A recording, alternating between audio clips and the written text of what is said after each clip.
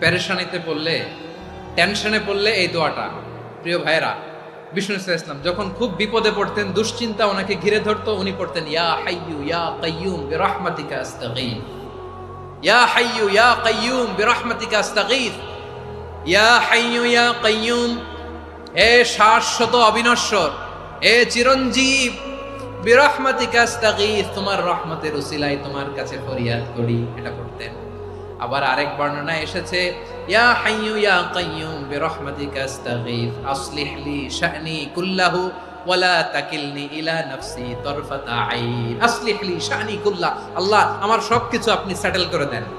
আমাদের সব ঝামেলা সেটেল করে দিতে পারে কে? আমরা তো সেটেলমেন্টের জন্য এসপি সাহেবের কাছে যাই, ডিসি সাহেবের কাছে যাই, অমুক ভাইয়ের কাছে যাই, তমুক ভাইয়ের কাছে যাই।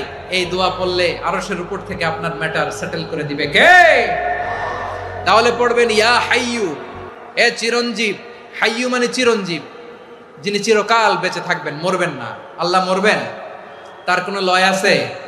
ক্ষয় আছে? সূরা রহমানে আল্লাহ বললেন কুল্লু মান আলাইহা ফানি ওয়া ইয়াবকা ওয়াজহু রাব্বিকা যুল জালালি ওয়াল ইকরাম ফাবিআইয়ি আলাই রাব্বিকুমা তুকাযিবান। জমিনে যা আছে সব ফান, ভ্যানিশ হয়ে যাবে, নিশ্চিহ্ন হয়ে যাবে, শেষ হয়ে যাবে, সব বিলুপ্ত হয়ে যাবে, একজন ছাড়া। জোরে বলেন তিনি কে?